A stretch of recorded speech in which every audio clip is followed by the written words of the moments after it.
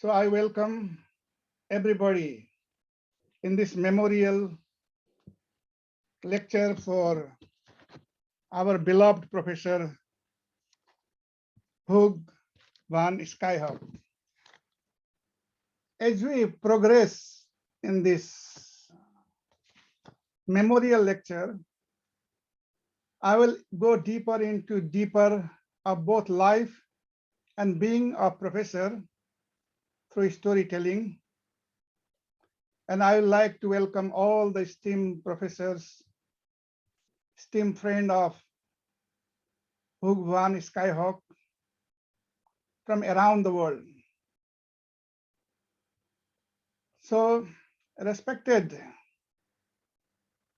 dignitaries, respected former vice chancellors, respected ambassadors, professors, and they will be coming gradually. Today's program will be as follows. First, I'll be giving around 45 to 55 minutes my take on the topic that we have announced. And then after that, two other scholars, Professor Aziz Ali Najam, former Vice Chancellor of Karakoram International University, give his presentation, followed by Dr. Chintamani Yogi.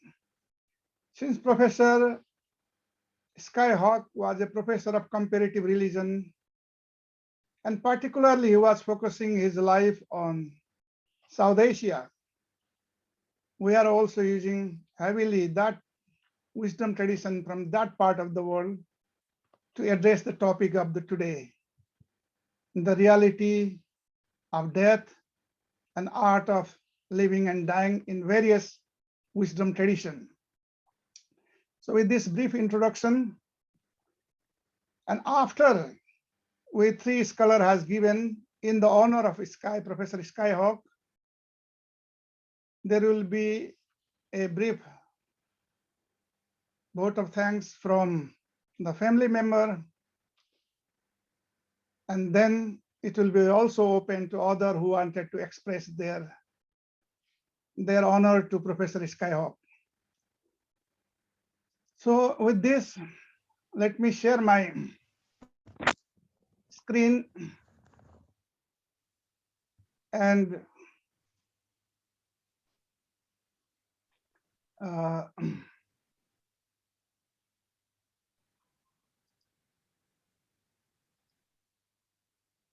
yes, I trust that you all can see my screen here, right? If you can see the full screen, please, Professor Aziz, please raise your hand. Yes, thank you so much.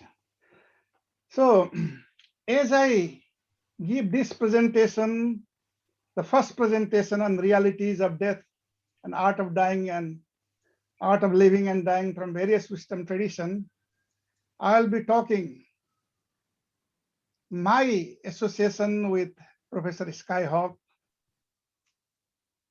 and also along the journey, you will also know what kind of insights, what kind of creativity, and what kind of worldview Professor Skyhawk, and how he embraced this various wisdom tradition for peace and personal transformation in this world with multiple of disorienting dilemma. Professor Skyhawk was born in 25th of November in 1945 in United States, and he was moving from one place to another place, from St. Petersburg in Florida to in Germany, and he was a naturalized citizen, and very many, and he did his PhD from South Asia, from Santa Ekanath. His work was focused, his PhD, and then many more. We'll talk about that along the journey here. So, And then, of course, his life was his message. So I fully dedicate this, my part of presentation, on the reality of death and art of living and dying. Please remember that this is an onto-epistemological storytelling. I am telling the story here in the memory of him. It is also an auto-ethnographical presentation. So I'll be telling my understanding of reality of death and dying. But before that, if you need to understand the reality of death and dying, we also need to know the art of living. Because if you know the right art of living, then to understand the reality of death and dying become more easier. So whatever I am going to tell you today, it is not, I am taking anything from the studies, the death studies, or the science of dying and death, like thanatology, or a artistic kind of presentation of memento mori. But this is more of onto epistemai, being and my knowing around and about Skyhawk, who was very much dedicated his life in the comparative religion and philosophy, and particularly he had contributed quite a lot to me, my personal life, and also for establishing a course on personal transformation using wisdom tradition, various wisdom tradition as a framework in South Asia. So with this brief understanding, Professor Skyhawk his life was his message, as I said. He was moving from place to place, from St. Petersburg, Florida, and also as a from a dignified military service in the United States, and went to Germany and become a naturalized citizen of that one. And in Germany also, in the South Asian Institute in Heidelberg University, to a professor at Takshashila Institute of Asian Civilization in Quaid-e-Azam University in Pakistan. So moving from place to place. And he was telling me that life should be in a flow. That is the right art of living. So in these things, we both are going and traveling. And he was also giving this charai beti. Just like, honeybee goes from one flower to another flower to another flower to collect nectar. This Nahl, there is also surah in the Islamic Surah Nahl, like that, going to different places and learning little bit of this. In Brahmanical studies also, he was talking about the Rig Veda, and particularly from Aitariya Brahman, charai beti, like wind is going from here to there, honeybee is going from here to there. Like that, we should also understand the nature of reality through observation. That is the art of living. And also in Buddhism also, charata chariko bhikshakam bahujana hitai bahujana sukhaye. Oh, monk, wander from place to place in order to help and in order to extend your compassion and for the benefit of all sentient beings. So with this, we are traveling around together in many places. And even I was native of Nepal. When we were going to a mountain flight, there was a mountain, and he said, Bishal, do you know this Gauri Shankar? This is the view that you can see it here, Gauri Shankar. And he told me that for many Hindu, the sacred Gayatri mantra, the Rishi, the sages, Vishwamitra, revealed it through its meditation, doing his meditation in this Himalaya in Gauri Shankar. And then we have a very great time. I learned quite a bit, even in the flight, everywhere, going around. And then, of course, we are extremely happy. Professor Skyhawk was also giving a lot of emphasis in the life about the sense of love, peace, and comfort to the people that you work. You should not use only your cognitive portion of your mind. You should also use an effective portion of your mind. Here, Professor Skyhawk, my younger sister, is giving him the Baitika in Tihar in Nepal. And also he's giving back to his Tika. He was highly integrated and spreading to everyone a bit of sense of love, caring, sharing, and also comfort to each other. It's not only that. My association with Professor Skyhawk was in the Conflict, Peace, and Development Studies program in Nepal when we were trying to establish that course in personal transformation. And that time, Dr. Professor Saubhagya Jangasha was there, the coordinator. And every time we had an interaction with Professor in the hotel here and there, the Professor Saubhagya, Dr. Saubhagya, which is there, he was also Oxford educated PhD person. And he was telling me, oh, sir, Bishal, he is an ocean of knowledge. And then whoever Professor Hawk used to find, he used to just bring that wisdom tradition to teach. Professor Saubhagya asked him, what is the keys to conflict resolution? Then he was giving the verses from Bhagavad Gita, and it is also recorded that samam sarvesu bhutesu tishtantam parameshwaram vinashyasya vinasyatam ya pasyati sa pasyati. The conflict resolution happens when everybody see that the ultimate, the highest essence is abiding equally in all being. That essence which consists of peace, the love, equal in all being. If you recognize that, one is not able to hurt to the self by means of self. Even Professor Skyhawk was together with us in Pakistan, in Abbottabad. This is a photo from there. And then I asked him, because there was some difficult situation going on. In a very quick notice, we need to move from one place to another place. Things are not what we expect around the world. And then I asked how to deal with the difficult situation. And then again, he brings the wisdom, Danda Samya, equanimity of mind. If you are become peaceful, then only you can see, you can create the peace around. But when you become activist, when you reject the people, instead of knowing them and understanding and accepting people the way they are, you are not able to maintain the equanimity of mind, and the peace will not come. So this is, so we really enjoyed his companion everywhere we go. For me, I was asking about art of life very many detailed questions.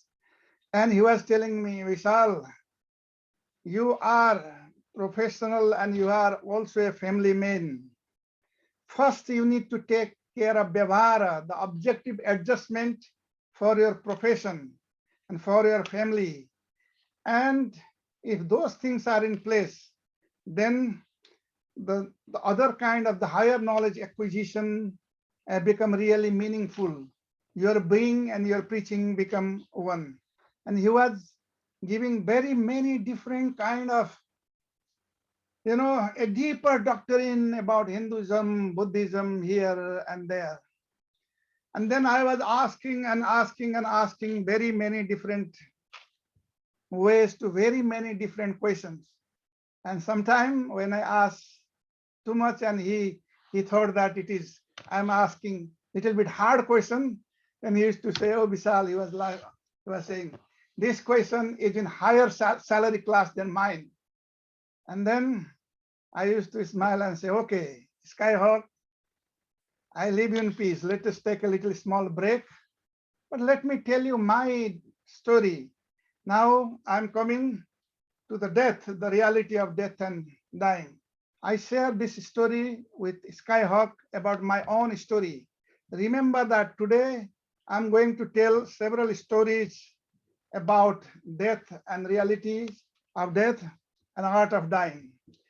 This is in 2086 when I was a student just completing my bachelor degree from India, very young person, and then I had to come to Nepal to get my another something called migration certificate from the university.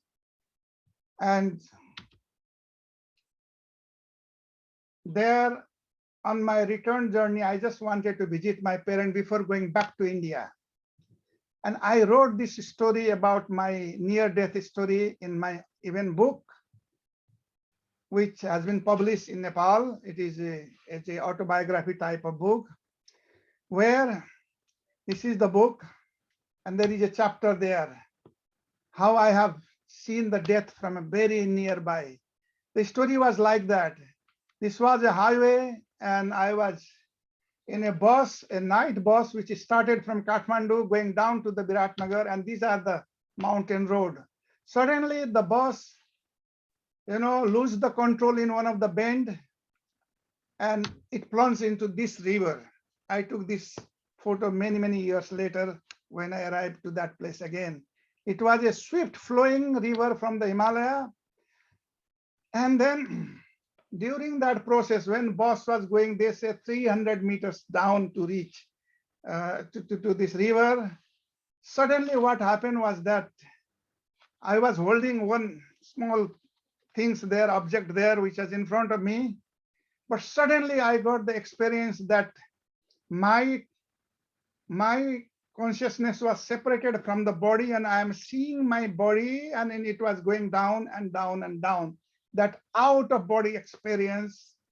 And then maybe after two or 3 minutes down, the car stops there, and then I recognize that, oh, this is an accident. But that experience, even though this bus was half plunged into the water, and half it was just there because there was a stone which was just holding in the backside. In the same accident, there are 17 people died. 3 seats in front of me, there was also one of my relatives, Santosh Prasai, also died. Many dead body they couldn't able to recover because this river, you see. So the accidents happen in life everywhere. Death, we never know. Death is certain, but we never know when the death comes and when we take away. But when I asked Skyhawk about this experience, he said that was a noble experience of you are able to activate your eternal witnessing consciousness, which is beyond the body and which also do not die. Ladies and gentlemen, accidents are not only cause of death. You can get so many statistics country-wise about the death from the accidents. But remember what is happening in the world today? War, the active war, people are being killed. This is the recent photo from the Ukraine. And since World War I, more than 45 million people lost life in the war. And also when you look at the data from World War II, more than 25 million people have already died in this war. They come again in a very unpredictable way. And this comes in a very unpredictable way. And you can see that what is happening today. I also pray and I also give my tribute to all people who are dying in the active war today. And I trust that peace will prevail there. Also, there are diseases. COVID-19 is one. And almost more than 5 million people just is gone from this world. And there are many other causes of death. When we look at the data from Africa and so on, I myself being a professor of international environment and development studies, extreme weather events are growing. Those extreme weather events that were killing people like drought, flood, landslide, and so on, every one events in 24 years in the beginning of the century, more and more, IPCC predicts that One even every 2 years is coming because of the climate change. And this South Asia where we live, this is even more fragile. There are other causes of death like I have seen landslides. I have seen the landslides. I have seen, you know,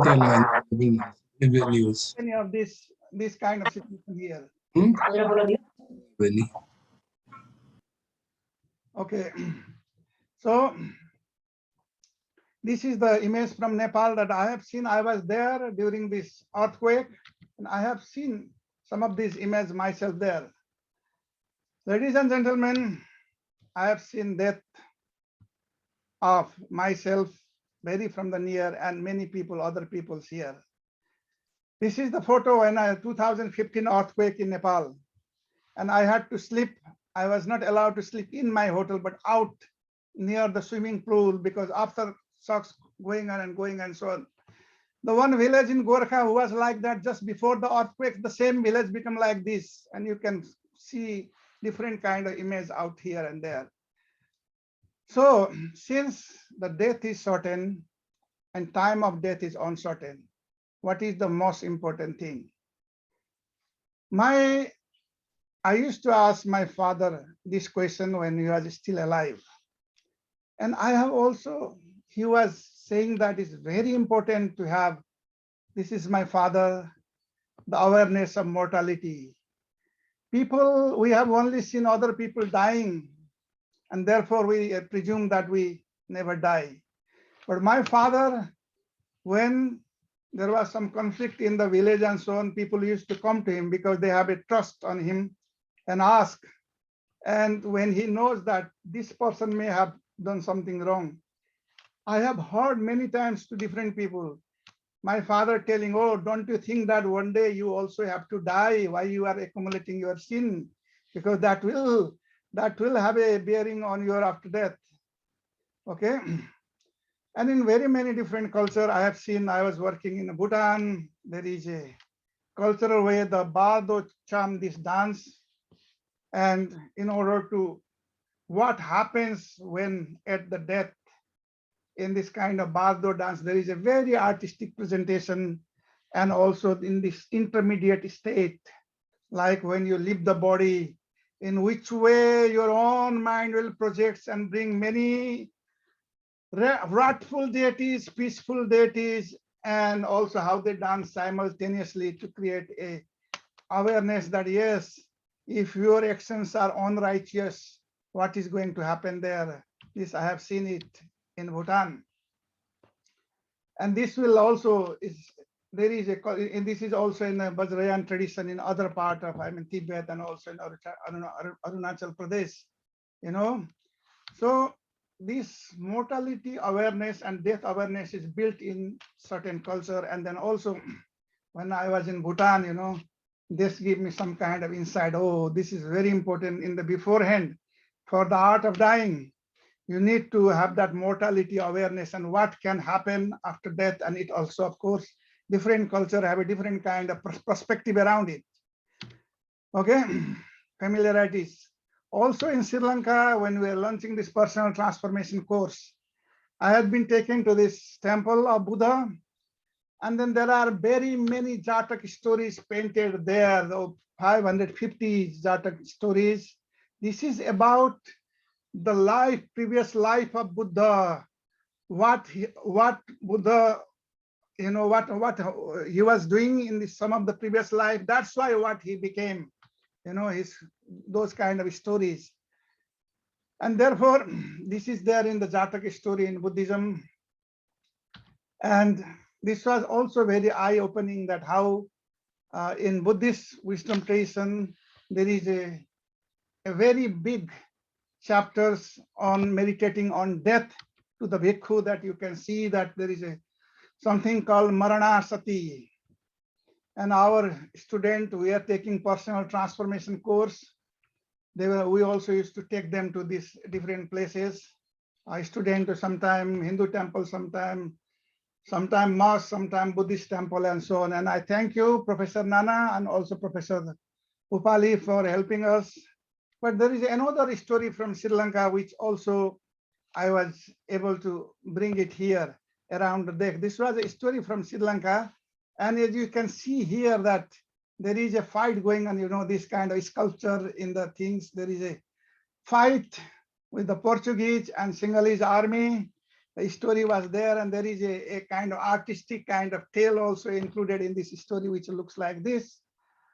This is, if you go to the girl in the hotel lighthouse, you can see this one.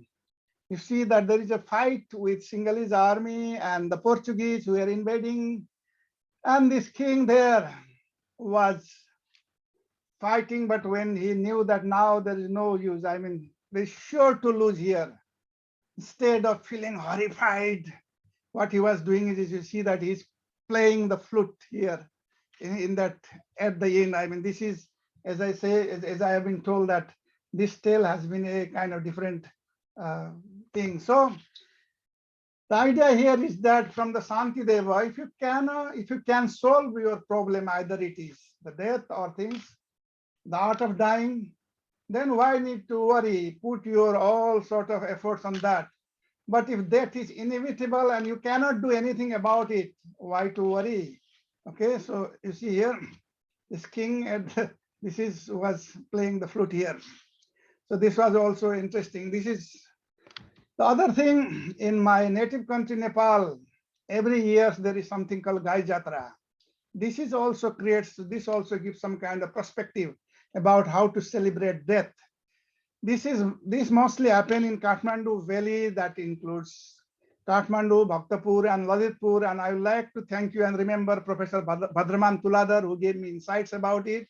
And I myself have been there to look at it in these things. So what happens here is that in last 1 year, whoever has died, you see there is a photo here.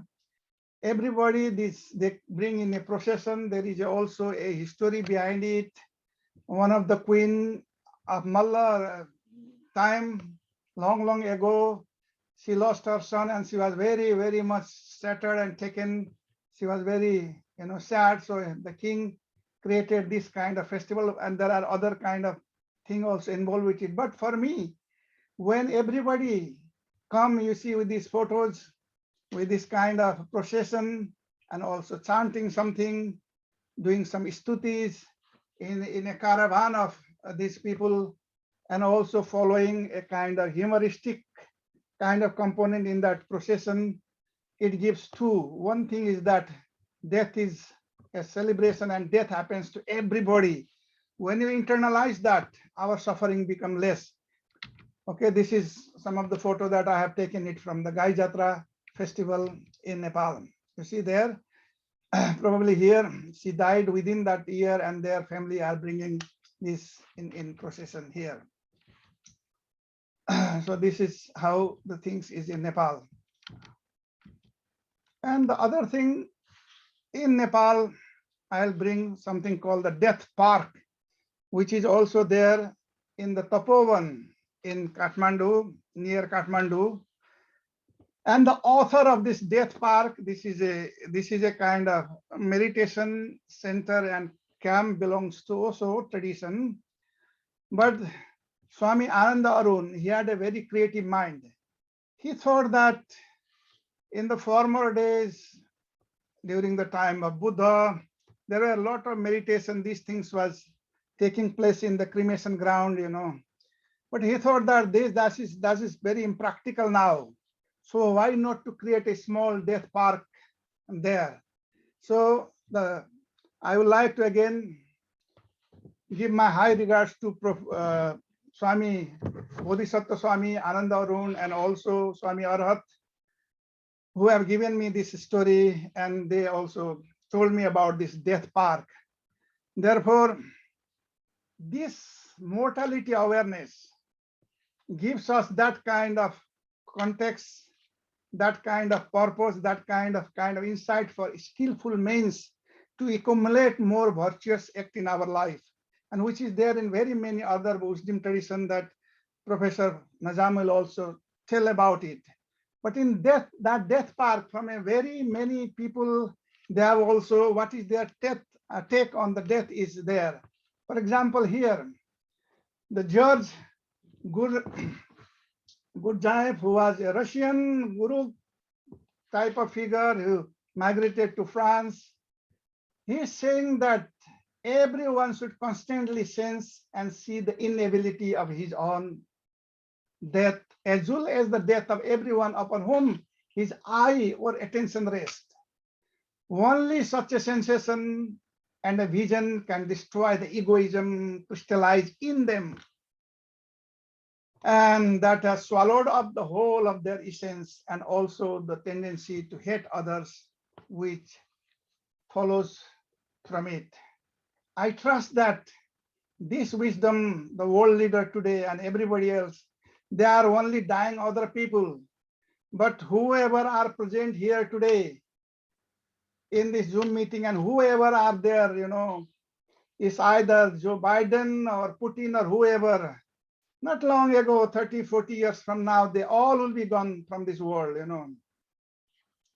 So this gives that kind of insight, and this is also from the death park. Mahatma Gandhi, who says that life and death are but phases of the same thing, the reverse and observe of the same coin. They are not two different things. Death is a necessary for man growth as life itself. Even you can imagine, the yogi also says that every time when you breathe in, you are breathing in life, and when you breathe out, you are having a death. When you are taking breath in, there is a birth, and breathe out, there is a death. If you don't believe on that, try to stop on the out breath and see whether you can manage that or not. If the breath do not come out and come in again, only out, then you are gone.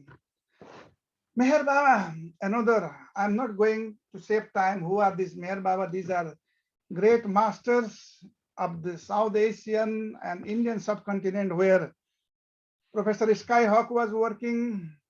He was working around and about Sant Eknath and his work as well. But the Meher Baba says that neither seek death nor fear it. And when death comes to you, it is converted into a stepping stone to a higher life. We'll come back to that also.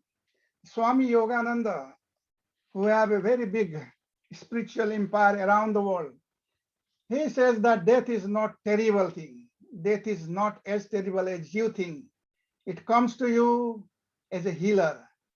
Sleep is nothing but a counter relief death. What happens in death, we can picture it in the sleep. All our suffering vanish in sleep. When death comes, all our mortal torture ceases. They cannot go beyond the portent of death.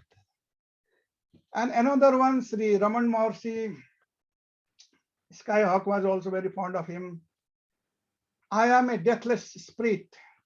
He says, now that the death has come, what does it mean? What is that is dying? This body dies, but with the death of the body, am I dead? Is the body I? The body dies, but the spirit that transcends it cannot be touched by death. That means I am the deathless spirit. Buddha, perhaps the deepest reason why we are afraid of death is because we do not know who we are. Many do not realize that we who are here must die. And for those who realize this, quarrelsing, the contradiction in, even death is not to be feared by one who has lived wisely. That's why there is a whole doctrine on Maranasati. Rabindranath, this is again the Socrates. He says that I have no reason to fear death, but the contrary, the death penalty I have received only moments before. I consider it to be more of a blessing. You see, the enlightened mind takes that way. And the Rabindranath Tagore, the first Nobel Prize winner in literature from South Asia, death is not extinguishing the light really. It is only putting out the lamp because the dawn has come. The new reality, the new creativity has come. This death park is also highly inspired by the Osho, who says that death is not against life. It doesn't end life. It only brings life to a beautiful peak. Life continues even after death. Okay, so death is really essential for renewal. This is the very many insights from the South Asian kind of wisdom traditions. This is nothing to fear, but some culture it is a celebration and so on. It is essential for renewal. Everything cycles, and death also brings many kind of creativity, renewing your journey and again find a new purpose, context, and relationship. In my wisdom tradition, we have to take our parents to a very many different what we call tirtha, holy places, in order to pay the debt also of what they have contributed to us. I took my father, both mother and father, when they were when they are still moving. My father died again 12 years ago. This is my father, and this is the photo from Banarasi. There you can see the different kind of different picture of death and the cremation ground.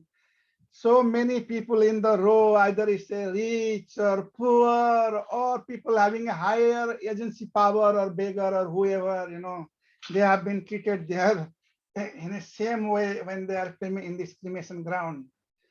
And in that journey to Banarasi with my parents, we also found that there is, before people die, there is also a facility there where those people who become very elderly or terminally ill or whatever, and they are sure to die, there are some kind of lodge or resting place or a kind of hotel, something. There, one of them is Kasila Mukti Bhavan. And there are also now the film, which is there, that if you have a time, you should look at about the wisdom of those people who came there to die, in this place. When you are almost sure to die within 15 days or so, people check in here. But then I found that there is a very interesting article, the blog written by Deepak Ramola. You can see that one.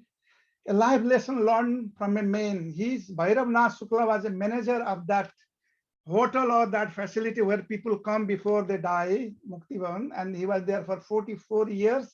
And during that time, he has seen the death of 12,000 death.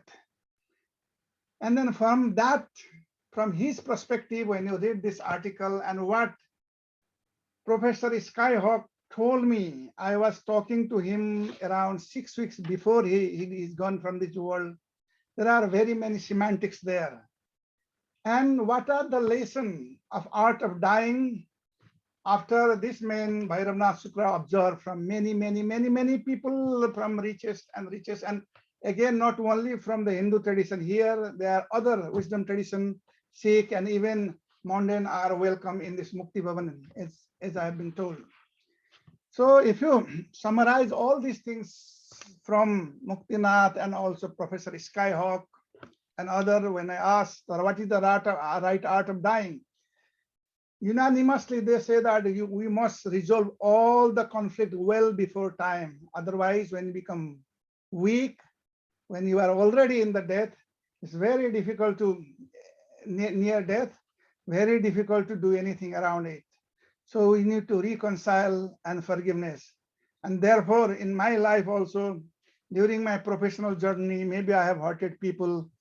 I know what I have done, and then I call them and ask them, please forgive me. That was not my intention. So this is extremely important. The other thing is that when you are toward the end of your life, you have to first practice simplicity and acceptance, accept the people where they are from the very before. Otherwise, toward the end, it is very difficult to practice simplicity. So keep this awareness about the simplicity and accept the people, what kind of facility you get it, and also see the bright side of everything, and also filter out those bad traits, and that comes to your psyche time to time. Well, in those situations, when you are toward the end, don't be so stubborn also. If you need some help, you should be willing to seek the help from other, and also to learn that time, even in the last hour, you can learn very many things. And also, if you have not done charity, it's very important to do all the wisdom tradition says. But the most important thing is that throughout your life, this is a lifelong thing that I have already said. The Skyhawk also told me that treat yourself and everyone with the sense of love, peace, and comfort. That is because when the habits are formed, it's very difficult to break. So for good art of dying, you also need good art of living.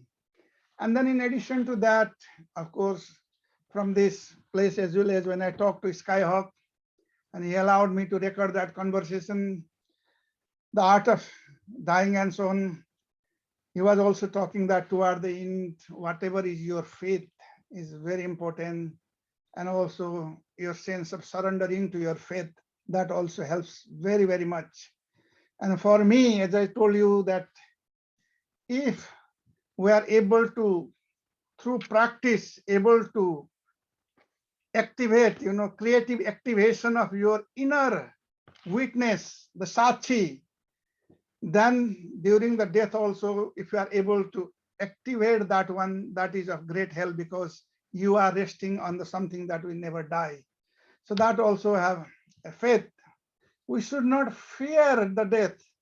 As the faith tradition that Skyhawk belongs, the Christianity, we should practice not to fear because Lord is there all the time with, fear not, I am with you, I uphold you, I am your Father, I am your Lord. If you have those kind of thing, those kind of insight which you have practiced, then at this end that is also helpful. Also, this hook, the spiritual hook, like in the Islamic tradition, to Allah will be your return altogether. And then when He will inform you of what you used to do. But remember that if you have learned total surrender to Allah, Allah is also Rahman Rahim. Indeed, Allah can also forgive all the sin if you do enough enough confession and also the charity works and many things to rectify. I understand it. This is in my lifetime. This was also my hobby to ask very many different people here. Dr. Chintamani Yogi, he will give his presentation from the Sanatan, the Hindu perspective about death today. But in our wisdom tradition in Nepal, from Sanatan Dharma, it's very clear that the body are perishable, but dwellers in the body, that spirit, that soul are eternal and indestructible and impenetrable. Ajo nityo saswato ham purano nahanyate hanyamane sharire. Professor Skyhawk has openness to very many different wisdom tradition, dear friend. He was with me to different places. This is a Brahma Kumari tradition in India, and they have more than 10,000 centers around the world. He was telling me that we should respect all the wisdom tradition and follow. But follow your own wisdom very seriously, and that is helpful at the time of death. In this wisdom tradition also, toward the end of life, you should try to disconnect from this worldly kind of memory and try to, who is your role model? It is Allah, it is Krishna, it is whoever is Baba, because this is extremely, extremely important. But again, art of living is very important for art of dying. Therefore, my dear brother Skyhawk was emphasized on simplicity, humility, and God-centric life. We can cultivate those kind of art of living, and that will really help in the art of dying. When he was discovered that he was going to die, Professor Skyhawk was every morning, he said 4 o'clock in the television, he used to see that kind of program. There was a chaplain talking to him. And also he was a deeper conversation and communion with God, the Father of Jesus Christ. And All these things he has told me that is extremely important, and we need to resolve all the conflict beforehand. You should forgive yourself and you should forgive other. That are also very important. And this simplicity, humility, and God-centric life is very important, because you thinking that your agency, your body, your agency power, your this, you are a great person and you are a great professor and you have a very great critical worldview. None of those is going to help you toward the end. Only the simplicity, humility, and God-centric life is what is going to help. So finally, dear friend, the message, the life of Professor Hugh van Skyhawk was his message. Be humble and never think that you are better than anyone else. You can ask his Pakistani friend, his Nepali friend, his German friend, his many friends around the world,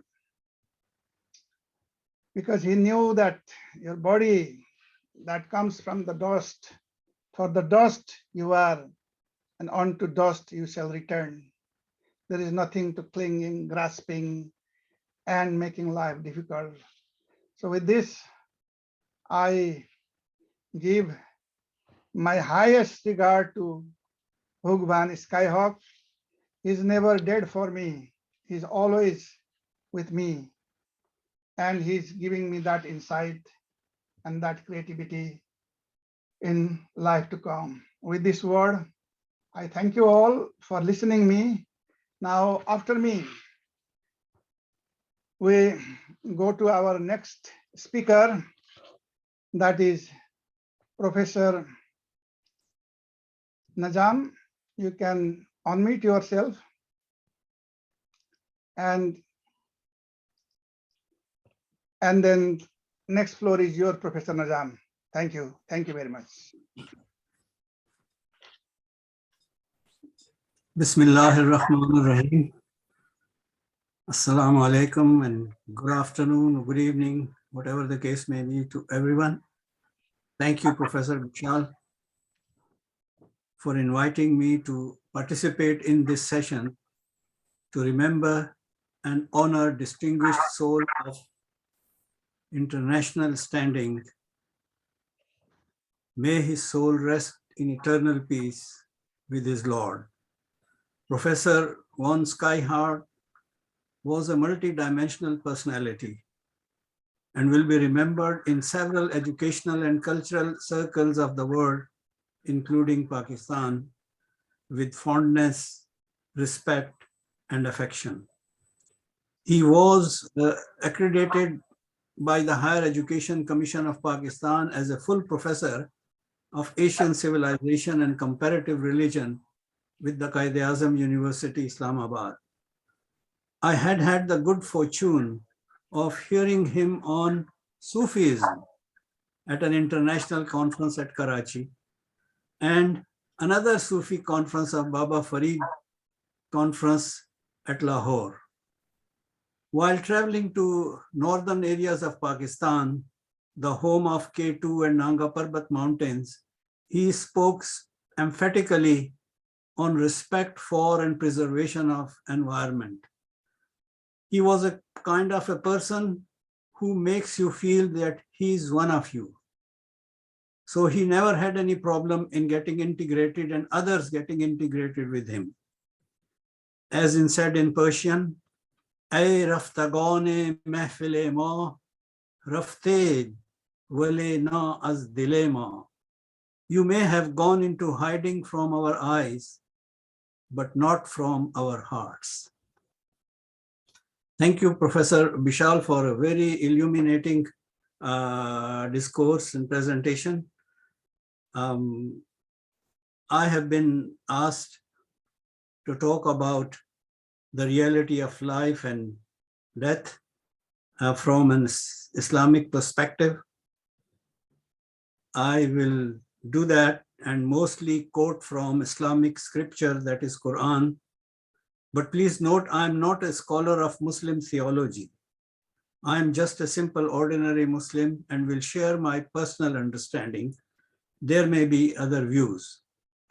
Because of limitation on time, it may sound, my statement may sound somewhat incoherent and incomplete with gaps in between and lack of explanation.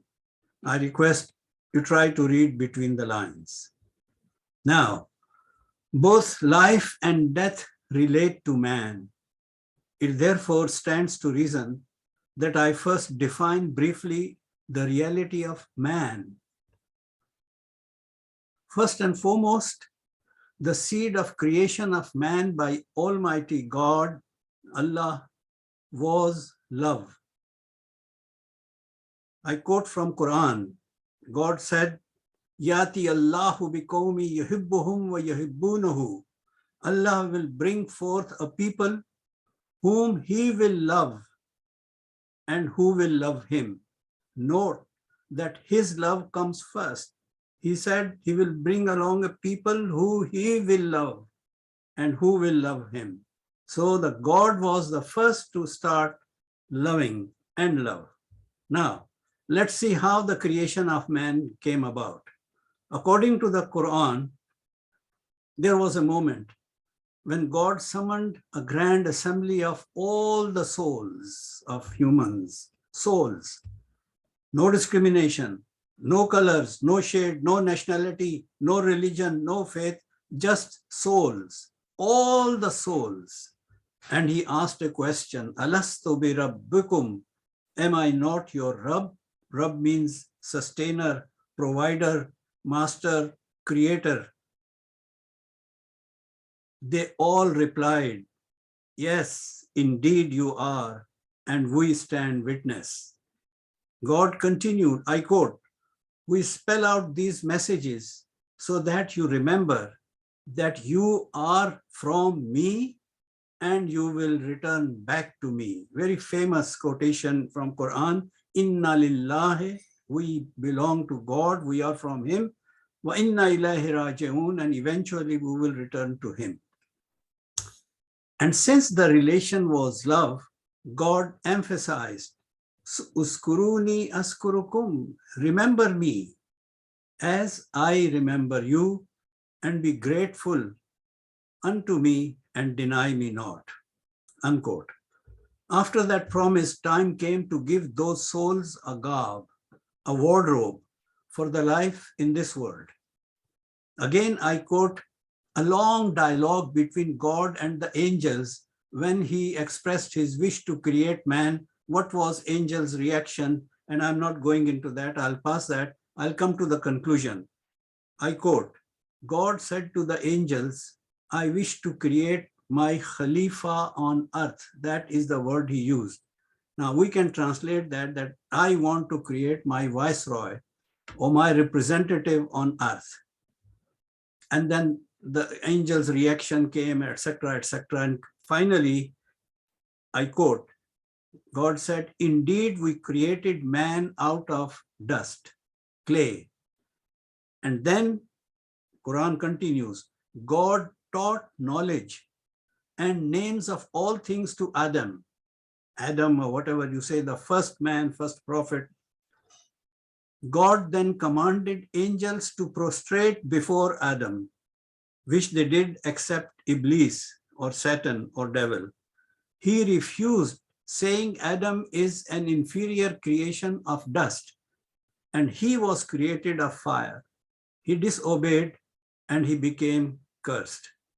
The quotation continues, and then we told Adam to get down to earth for an appointed time, and that our guidance will keep coming there.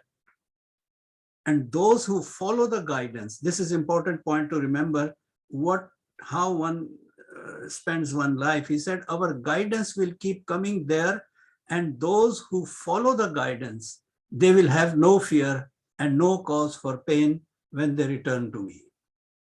That is how man landed on this earth, loaded with those promises and undertakings.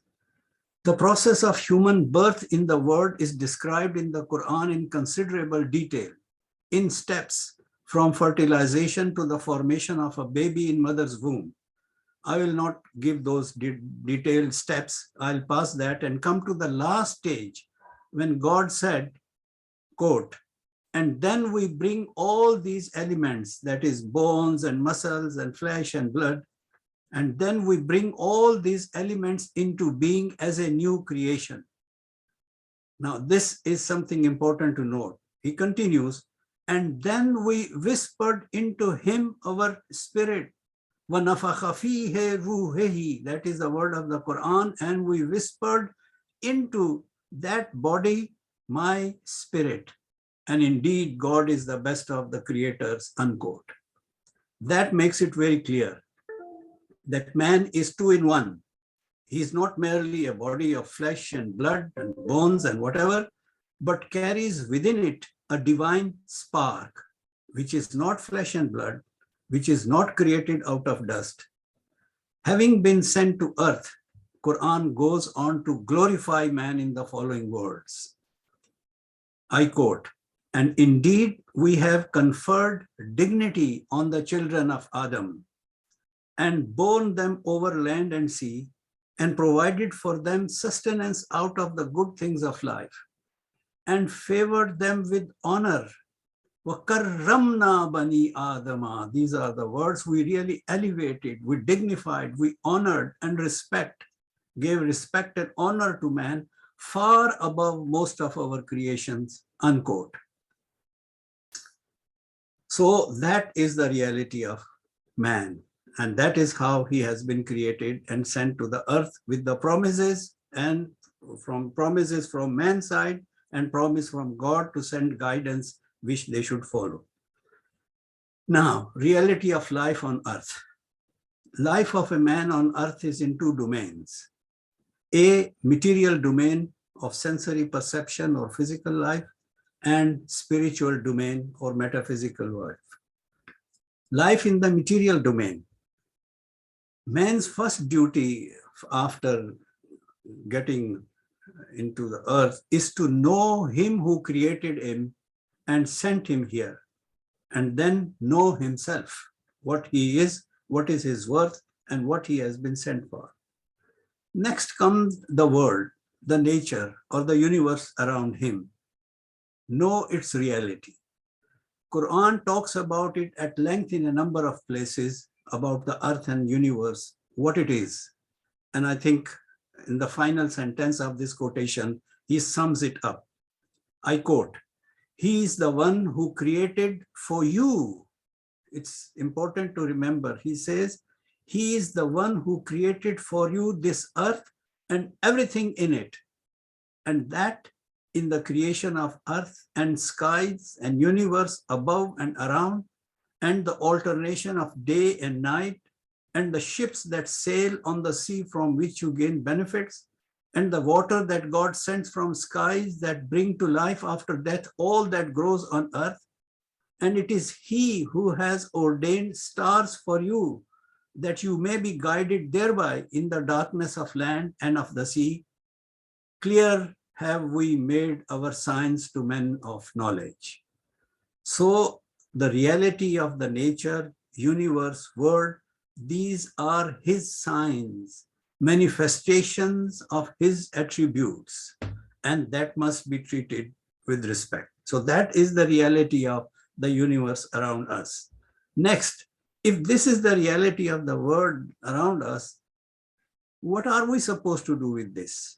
What is our role, mission, object of being here, and our code of conduct? Earlier, I told you the very first quotation when God addressed the angels, Inni ja'ilun fil ardi khalifa, I am going to create my viceroy, my representative in the earth. And God says to man, I have made you my viceroy, my representative on this earth. Well, what does a viceroy of a king do? Manage whatever has been given to him. So there is a purpose of sending man to this earth. And I give a quotation from Quran. It says, quote, do you think we have created you and sent you without any purpose? أَفَحَسِبْتُمْ أَنْ خَلَقْنَاكُمْ عَبَثًا? that I just created you for nothing without a mission, and that you will not return to me and be accountable? So there is a mission, and there is a code of conduct for that. We land into this world without carrying any baggage to confront an unknown nature, but we have been already endowed with knowledge. When he said, I gave knowledge and taught Adam names of things in the beginning, so the knowledge has been given to Adam. That means it has come to this universe and potential to think. In Quran, God says, quote, there are people who think and reflect on the purpose of creation and ask, oh Lord, you have not created all this in vain, without any purpose? And we have endowed you, quotation continues, God says, and we have endowed you with eyesight, hearing, and a heart, and power of speech. Little do you give thanks for all these things, unquote. So armed with these faculties and potentials, the mission is also alluded to in the Quran in the following words. The word says, I quote, وَسَخَّرَ لَكُمْ لَيْلَ وَالنَّهَارِ. Sakhara means conquered. And we have conquered, rather given in your subjugation, the night and the day, the sun and the moon, and the stars have been subjugated under you by his command. Indeed, in this are my signs for the people who use their brain and intellect. So it is very clear that everything in this universe, God has already given under the subjugation of mankind. It is for them to reach out to that. And for that, he has given those potential and those faculties to mankind. That is, the nature is the manifestation of his attributes, poses a challenge, and man has been asked to conquer it. Okay? But the conquest of nature will not come easy. It will require great deal of thinking and reflection, hard work, research to uncover its mysteries, discover with sustained effort called jihad. Jihad, jaddo jahad, that means effort. The Western word has carved a new meaning for it, but jihad in Quran actually means effort.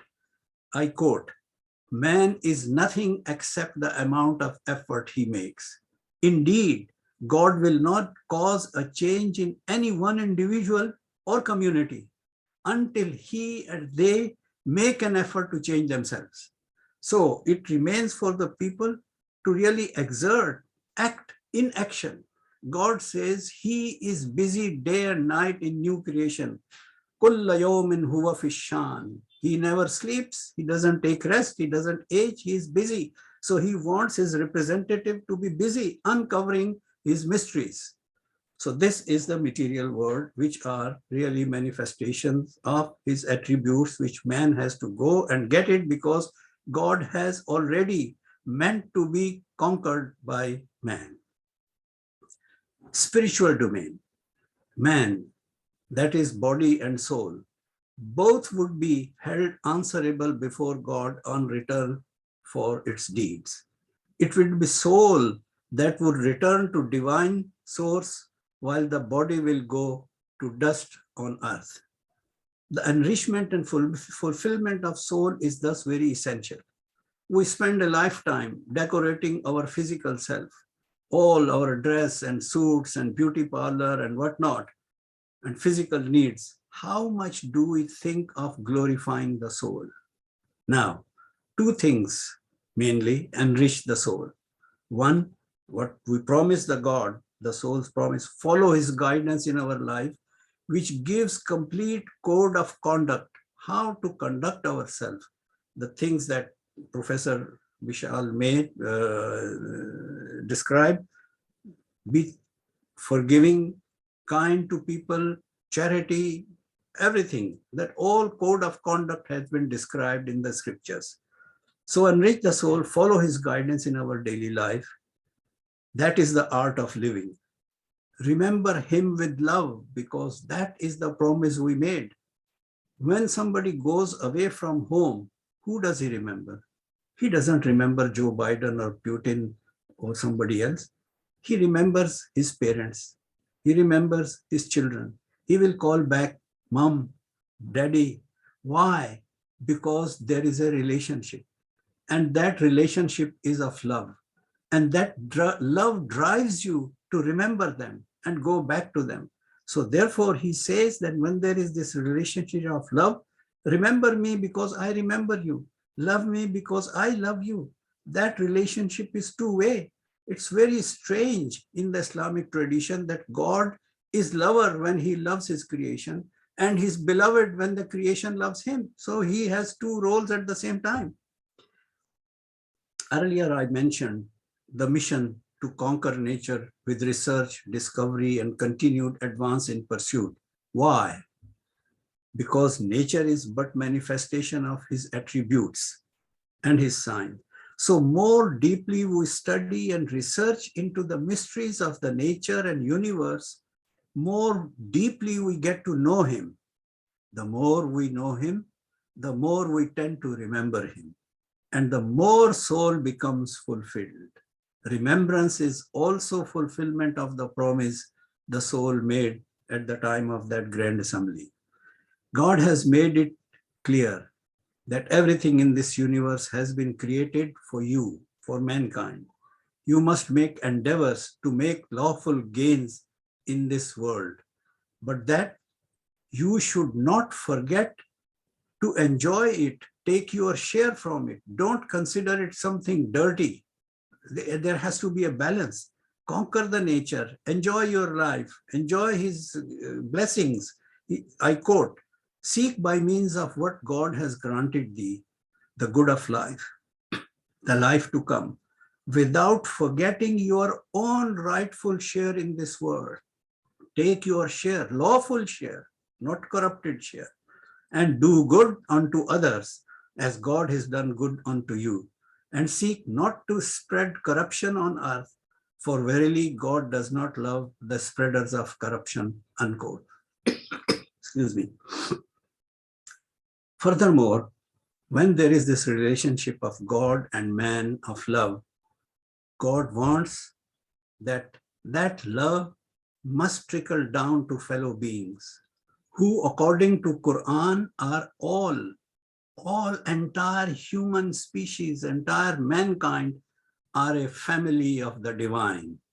There is a quotation, I quote, very important quotation. O people, Ya ayyuhan nas, O people. Just note, he is not addressing only Muslims. I think Quranic education has not been understood properly. God is addressing Ya ayyuhan nas, O people. Behold, we have created you all out of a single male and a single female, and have made you into nations and tribes, not to fight and kill each other. Sorry, I continue with the quotation. And have made you into nations and tribes so that you might come to know one another. Now, in all the creation which he is addressing, God is addressing people, who is more close to him, more honored in his eyes? The merit has been fixed. He says, verily the noblest of you in the sight of God is the one who is most deeply conscious of him. Behold, God is all-knowing and all-aware, unquote. So it's very clear. Quran's commandment is that, O people, you have been created out of one male and female. And that means the source of creation is one for all mankind. And there is a tradition of the Prophet, saying of the Prophet.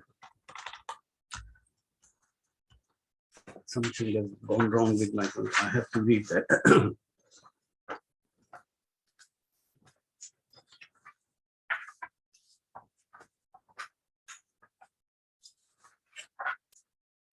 Yes, my apologies. There is a tradition of the Prophet which says, Al-Khalqu ayalillah. The humankind is a family of God. Remember, it does not simply specifying Muslims. He says the mankind is a family of God. God loves those who are affectionate to his family. It is further augmented by a very strong statement.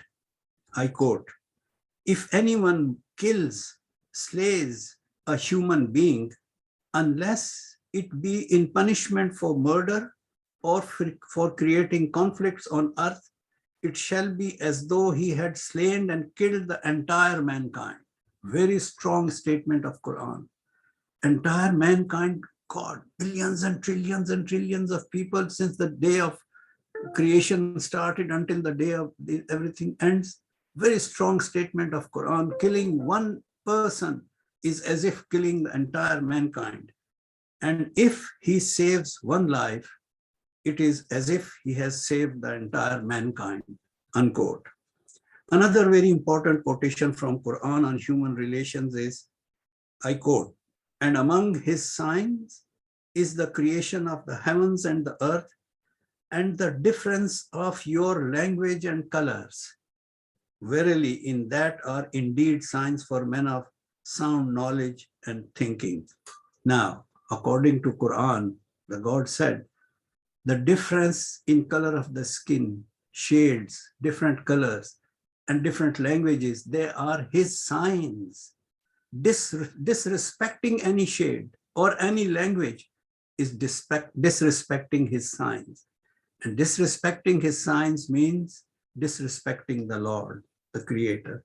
So one has to be very mindful to different shades and colors of skin and different languages.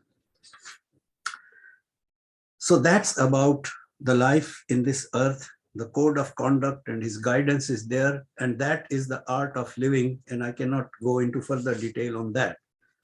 Now we come to the last part, reality of death. Death is as much a reality as is life. Every living must face death, the proof of which we see every day. First and foremost, death is not the end of life in truest sense. Allah says in Quran, Kulla nafsin zaikatul maut. Every living will taste death. But that inna lillahi wa inna ilayhi raji'un, that you have gone from me and you will return back to me. It is a transition from material world to the world from where man was exiled. It is a return journey back home from temporary life to an eternal life, because soul, his spirit is not perishable. It came from him. It will return to him. With death, the material body made of dust goes back to dust, as Professor Bishal reminded, dust thou art, to dust returnest. On a day called Qiyamah or Day of Judgment, bodies will be resurrected along with the souls to face the Creator and be accountable for whatever was done in the lifetime. The entire record will be presented to man to see, and pluses and minuses will be justly rewarded or awarded. I have to say here that in the code of conduct, it is also said in the Quran, I don't want to go into detail, that if your conscience tells you that you have done something wrong, if you seek forgiveness and don't repeat it again, God is very gracious and forgiving. That is one of his attributes. So that also goes along with the thing that unconsciously somebody has done some misdeed, it can be seen. Here I have to quote Rumi, the famous mystic poet. And I would like to quote in Persian, but that will take more time. I'll just, at the last couple of minutes, he says, before he died, he wrote a poem amongst his many poetic work. When you carry my coffin to grave, please, please don't cry and don't say farewell as if I am being dumped into the dust forever. No, but rejoice, for with death, this is very important, for with death I go to meet my beloved. Now, who is his beloved? God the Creator. He said, Yahibbunahum wa yahibbunahu. I love you, you love me. When you love God, God becomes the beloved. So he said, rejoice, for with death I go to meet my beloved. That is the happiest moment that I had been waiting for all my life. So death is a moment of celebration for me. And according to his wishes, Rumi's death anniversary on his tomb in Konya, Turkey, is celebrated every year with great pomp and show, illumination, music, dervish dance, and whatnot. As he said, Shabe Urusi, that in Persian means the wedding night, when the lover and beloved meet for the first time. So he said, that is my Shabe Urusi. The God most benevolent and merciful may pardon some or all misdeeds with a few exceptions, but justice will be done. I thank you.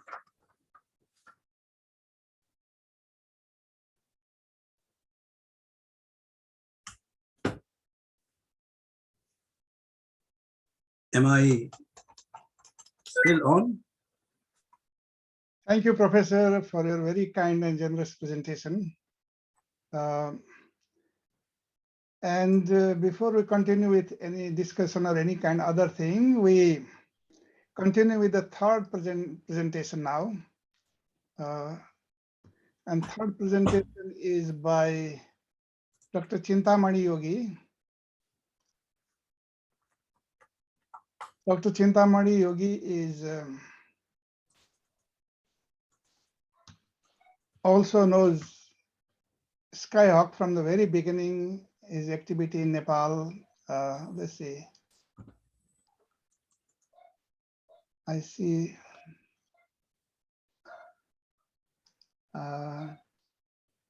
Where I can see, yes, here.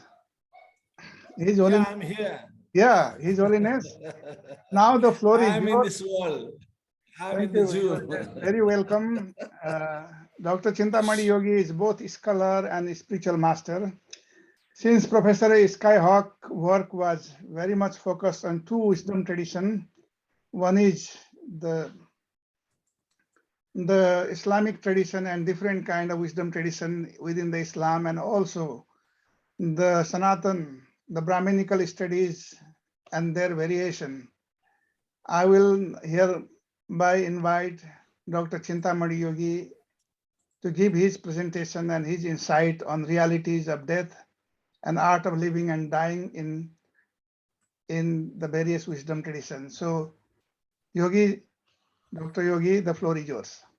Thank you. Thank you so much, Professor Dr. Bishal Sitaula ji, a very good friend of mine, a very respected person for Nepal and for many other scholars. And such a great joy meeting such wonderful people from all around the world. And having a chance to listen to Professor Aziz is such a great honor.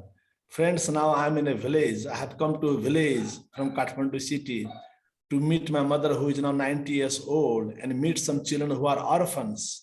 So I'm here, so I'm a bit worried. So there could be some problem in the network, but hope God will guide us. So first of all, my namaste to everybody, and very special thanks to my very dear friend, respected friend, Professor Dr. Bishal Sitaula ji. And I would like to say my prayers. Om Asatoma Sadagamaya Tamasoma Jyotirgamaya Mrityorma Amritam Gamaya. O God, lead me from false to truth. Lead me from darkness to light. Lead me from mortality to immortality. And that's what the journey of Professor Skyhawk. Mortality to immortality. He's now on an infinite, mysterious, divine journey. According to our Hindu rituals, The body is made by 5 components: earth, water, fire, air, and space. So now, earth and water has gone. That is finished, that is over. But still the body, the subtle body of Professor Skyhawk, in the form of air, in the form of light, in the form of a sky, that is traveling step by step, step by step. Every action has its equal and opposite reaction. The principle of karma vada. According to that karma, it will be decided how long his subtle body will remain in the form of air, Sushma Sarira. How long will that Sushma Sarira, subtle body, will be in the form of light? And then how long in the form of sky, this space? Anyway, we pray to our dear friend Professor Skyhawk, going further and further, further and further, and even being able to break this circle of 5 elements, 5 components: earth, water, fire, air, and space, and have finally only nirvana, only salvation, only mukti. This is called Shiva Yatra. And friends, you know that God is not among many gods of Nepal, many gods of Hindus.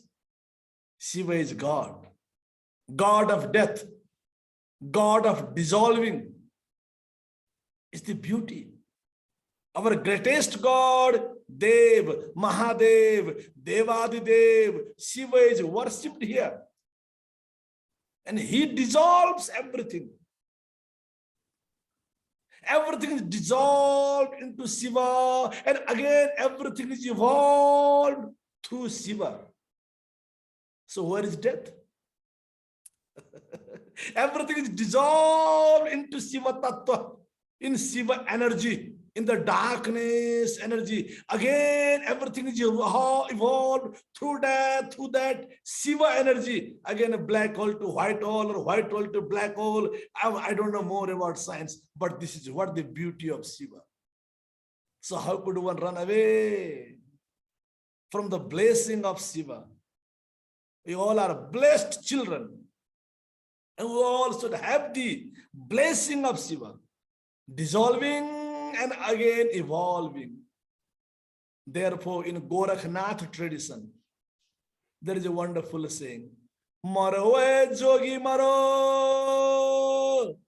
maro maran hai mitha, tis marani maro, jis marani Gorakh mari ditha.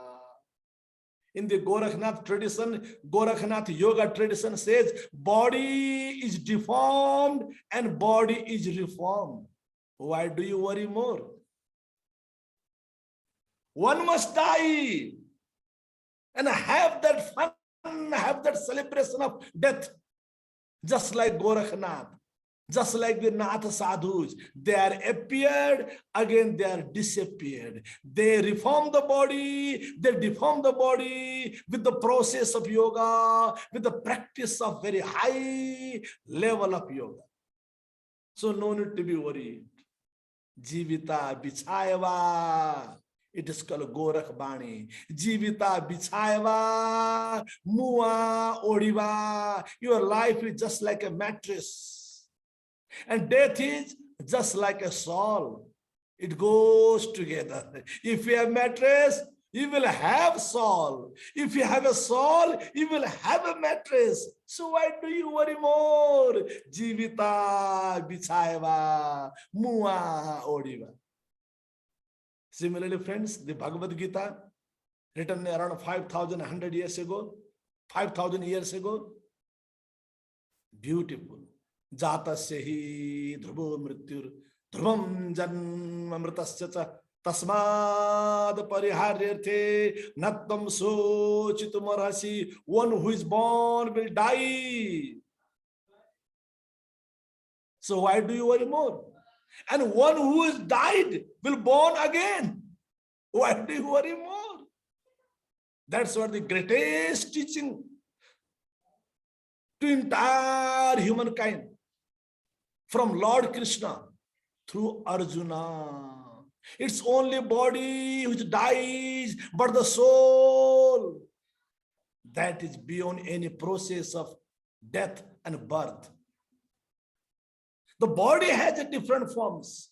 It's going through the process of death and birth. It's at the process of becoming old, becoming sick, becoming many different, ways, having different poses. But that soul, that is always pure, that is always divine, that is beyond any kind of circumstances. It is beyond anything, everything. It is never born and it never dies. Najayate mriyate ka va kadachit nayam bhutva bhavitavan bhuya. I am not a body. I am only a soul. I am not a body, but only a soul, but living with the body. Living in the body, but for some time. For short time. So why should we worry more?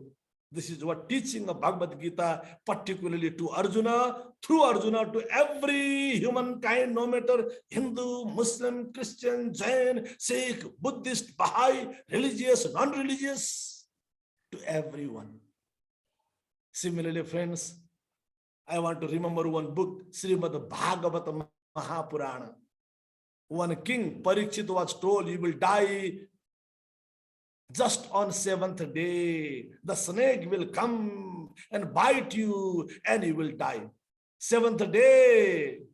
And now the question, what should the king do? The 7th day, the death is now fixed. A king has many things to do. Lots of property, lots of responsibility, lots of materials, lots of challenges, lots of worries, concerns. But then this King Parikshit decides, after thinking, consulting his masters, his gurus, now I have only 7 days. So what should I do? I must be able to know the ultimate truth. I must be dissolved, merged into Krishna consciousness. Srimad Bhagavata Mahapurana. Before I die, what is truth? What is true dharma? What is self-realization? That I must have. My dear friends, King Parikshit had 7 days. King Parikshit had 7 days. He knew that he will die after 7 days. The snake will bite. But what about us? Do we know we have 7 days? What about the people now in Ukraine? Do they know how many days they have now? How many hours? Or how many minutes? Or how many seconds? So this Maharaja King Parikshit decides, before I die, I must have that self-realization, Tattva Jnana, Atma Jnana, Brahma Jnana, Krishna Bhavana, Bhavit. Similarly, friends, very briefly, I want to bring another story from Mahabharata.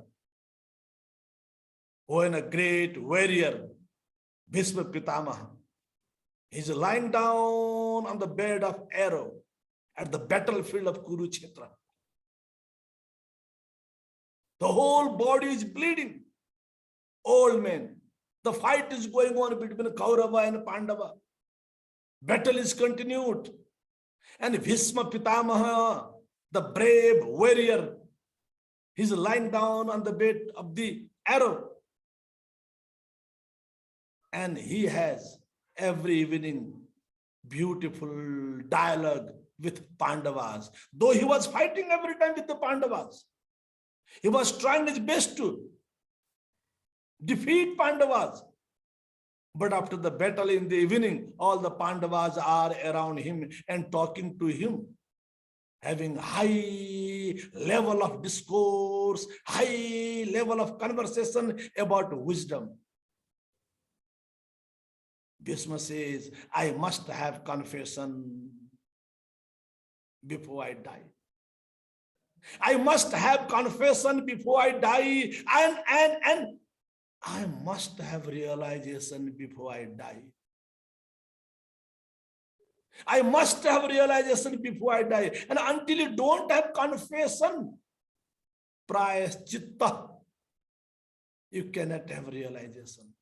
Cleansing your emotions, releasing your emotion, making yourself free from any kind of ego, any kind of attachment, any kind of hatred, any kind of jealousy. Just being merged into non-duality, ultimate reality. And going further, my friends, I want to share our Hindu lifestyle. According to our Hindu philosophy, our lifestyle is based on 4 stages. Brahmacharya, ashram. Life is after all ashram. We have made life only the hotels, only the pubs, only the fun, only like materialistic kind of pleasure. But according to Hindu philosophy, life is given the name ashram, total surrender. Ashram, total purity. Ashram, total sincerity. Ashram, total divinity. Ashram, total humanity. Trust, respect, surrender, with ethics, with values, with high consciousness, with high awareness. So life is based on 4 stages. Brahmacharya, ashram, up to 25, student's life. Grihastha ashram, 26 to 50, family life. Banaprastha ashram, 51 to 75, social life. Sannyasa ashram, after 75. Sannyasa ashram, after 75.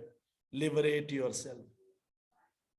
We must be able to liberate ourselves. No judgment, no reaction, no attachment. And look, my friends, if we are not liberated in this body, through this body, is there any guarantee we will have liberation after the death? One who cannot have some kind of experience, some kind of light, some kind of glimpse of the mukti, of the nirvana, of the liberation in this body, right now at this time, what is the guarantee? You will have that Jannat, you will have that heaven, you will have that nirvana, you will have that mukti after the death. So sannyasa ashram, being free from any kind of pain and pleasure. Sannyasa, total detachment. In this body, through this body, in this materialistic life, sannyasa.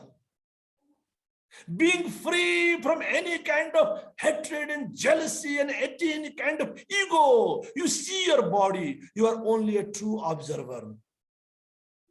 After 75. After 75, you just carry on the body for some higher purpose of life, highest purpose of life. But you are not with the body, you are not with the society, you are not with the family, you are not with anything. And while I'm saying this, I said in the beginning, I have come to meet my mother here in the village. Parsadang, mother is now 90. When I read the book, Sannyasa, when I read the book about Sannyasa, and when I look at my mother Sannyasa, wow, this is Sannyasa. So I no need to go to any temple or any religious center or any ashram to see sannyasi with many different kinds of funny dress. I could see my mother, 90 years old, with total detachment, with beautiful renunciation, living in the body, but totally free from the body. My friends, sannyasa. So why to be worried? Adya Jagat Guru Shankaracharya says, Manobuddhya hankar chittani naham nacha srotra jivhe nacha grana netri nacha vyoma bhumir na tejo na vayu Chidananda Rupa Shivoham. I am neither mana nor buddhi, neither ego nor body, neither eyes nor nose, neither this nor that. I am never born, I will never die. I have no family. I have no anything to gain, to achieve. I am totally free. I have no sin. I have no hell. I have no heaven. I have nothing like me and mine. Nothing like others.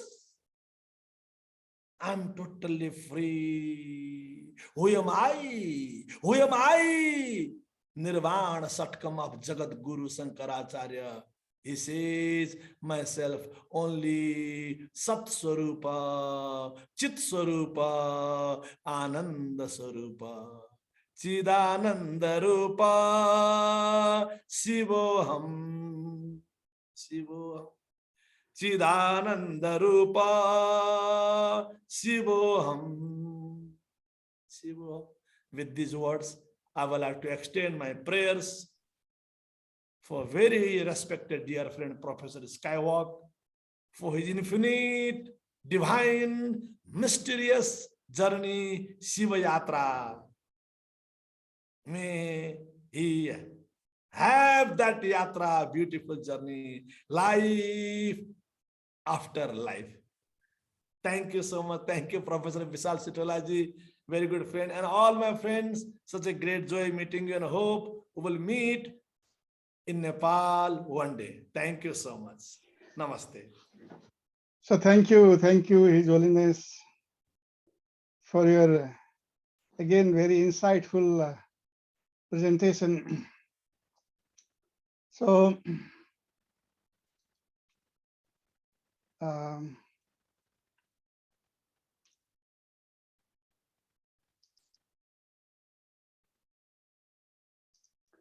I think we'll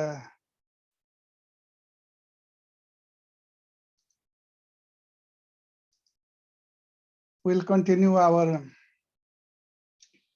journey from here now. All the three presentation is done, and we are before the end. There is a possibility for anybody to express. I will be unmuting to everyone.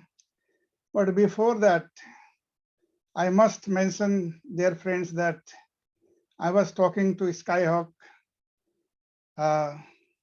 last time on 6th of January, sorry, 6th of December, a few months ago. And I asked this question. Tell me again, repeat me, what is the right art of dying, my brother? The right art of dying. Samyak art of dying or art of dying. Yeah, if you believe in God, or if you, yeah, I mean, if you believe in God, and it's only one God that you believe in, such as Vishnu or Krishna or or the God of Jesus Christ, if you believe, then I think it's a good idea that you start a conversation with him and maintain this conversation as long as you can, up to the moment that you no longer breathe and you have passed away. Because many religions teach, not just Hinduism, but Hinduism teaches it as well, that what you are thinking of at the time of departing will be important for you in the afterlife. It may determine where you will go, it may not, but it will, in truth, it will be important. I mean, if you are thinking about taking revenge on some fellow, that's not a very good idea. No, it's better to be compassionate toward others and be honest to yourself and to God and to everyone else for that matter. So thank you so much. I think now you can unmute yourself, and anybody would like to say anything, you can do that one.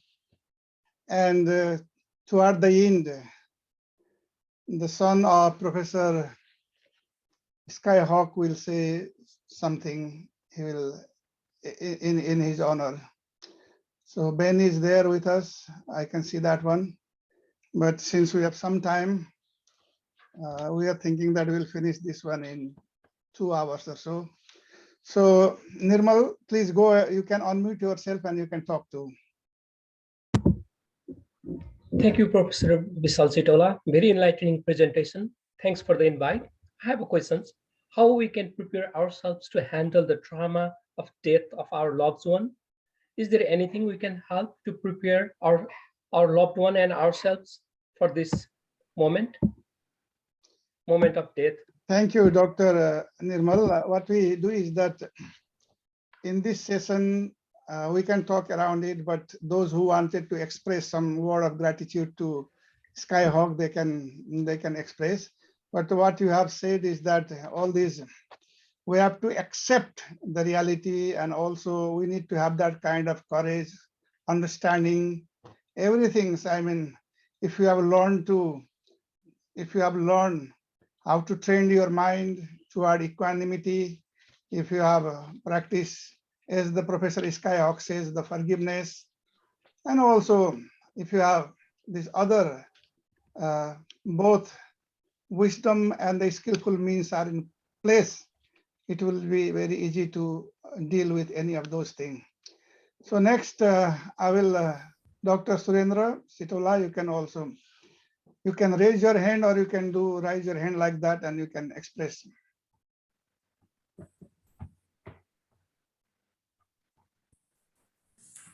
So may I take the time, sir? Please, Surendra Sitaula first. Doctor. Oh, sir. Narendra, yes. Namaste from Kathmandu. So Dr. Hawk had been to my residence in Kathmandu. I had a nice chat with him and with my mother, who is 94 years old. And I learned a lot about the comparative religions of Hindu, Christianity, Buddhism, and Islam. And that gave me some insight. And see, I am a teacher, like I do have a school, my own private schools. It has been a nice lesson that I learned in my lifetime regarding the philosophy of different religions. And I keep on telling my children, in grade school children, grade 11, 12, like that. And then my mother still, she remembers him. Like what she says, when he explained different comparative religions of different philosophies, And then what he says, how did he know our Sanskrit, our religions and all? And I said, he's a scholar. He studied a lot. And she was also impressed, you know.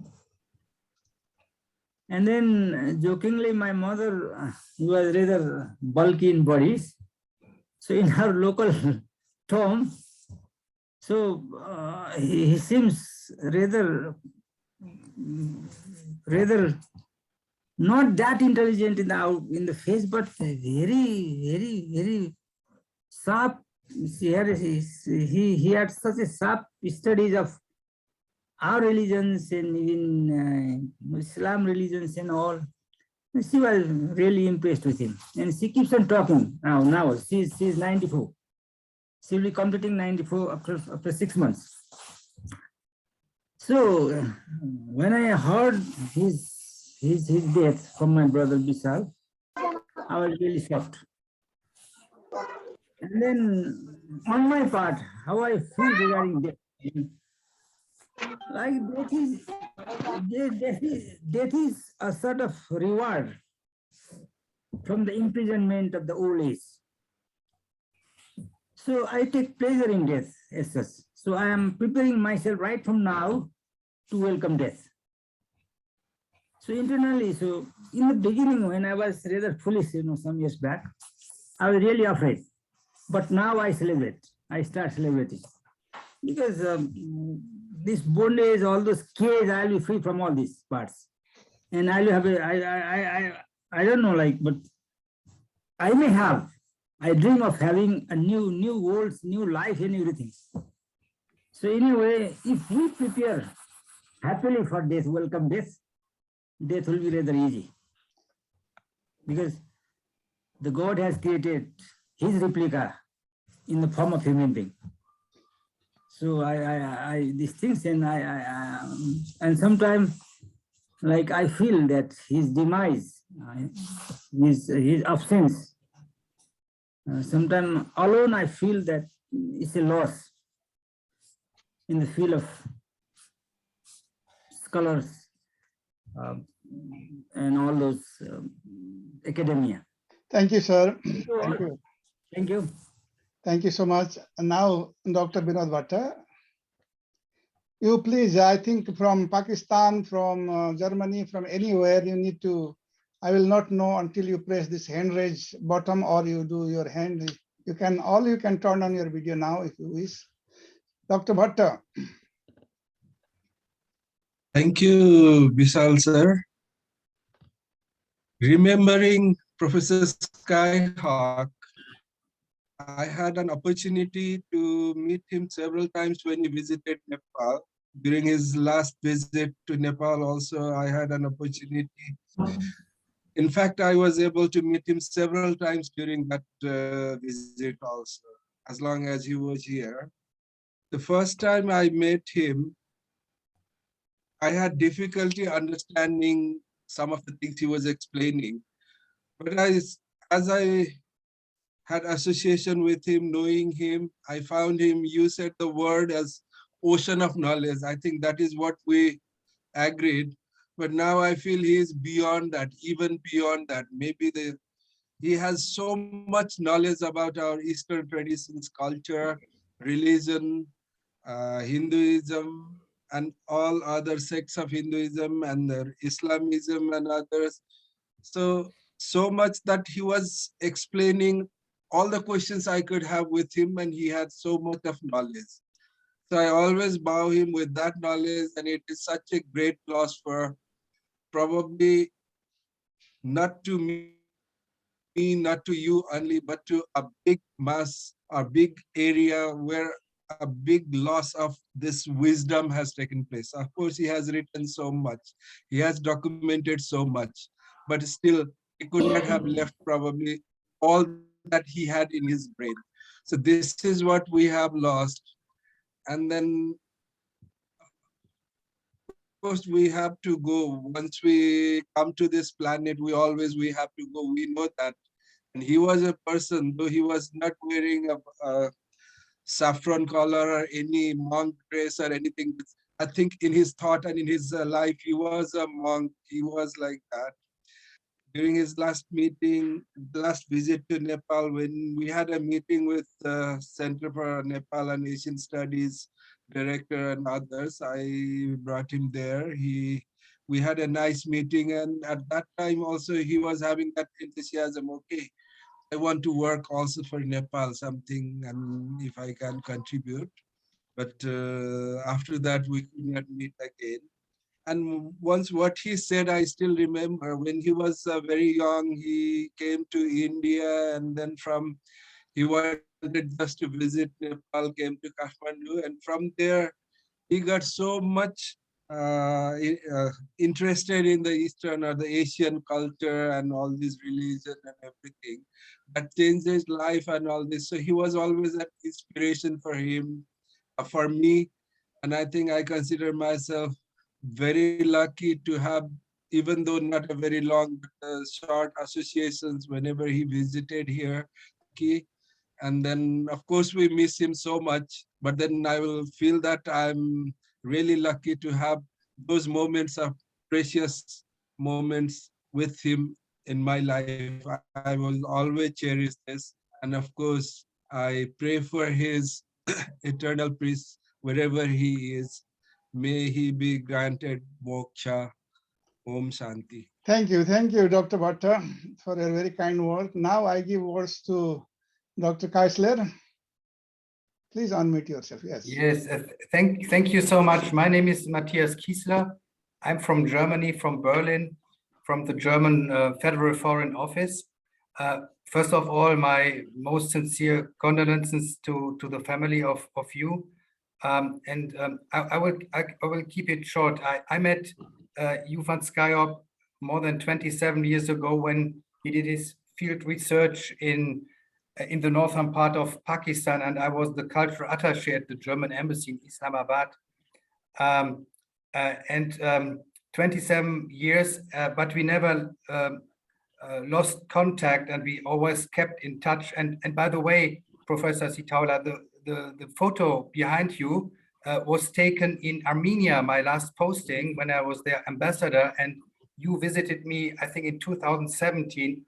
And it was so impressive to listen to him. He gave wonderful lectures at the university there. And it showed me again, it was so clear. He was not only the man of knowledge, I think he was more the man of wisdom. I think this was the expression you, Professor Sitaula, mentioned in your talk at the beginning, the man of wisdom. He stood beyond normal life. Every time I discussed with him topics, it was not banal. It went deep. You know, it was, you was a person where you felt that he experienced life with his knowledge. He knew more than we usually know. That he had a broader vision of life, and that's the reason why I think he could understand the different cultures, the different civilizations. And indeed, he was a bridge, especially on the sub-Indian continent. He could understand the different cultures and the conflicts and how to solve it. He will be always in my heart. And because I saw this picture, I have a similar photo from the time when he visited me in Armenia. And this photo is in my house, and every time I can see him, and I think of you.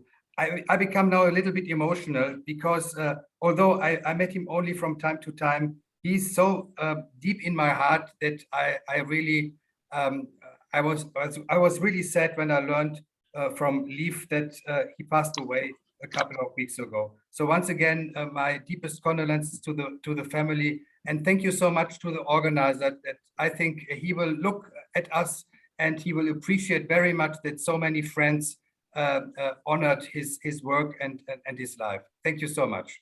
Thank you, Excellency. Now next is Dr. Brent Strock. Please go ahead.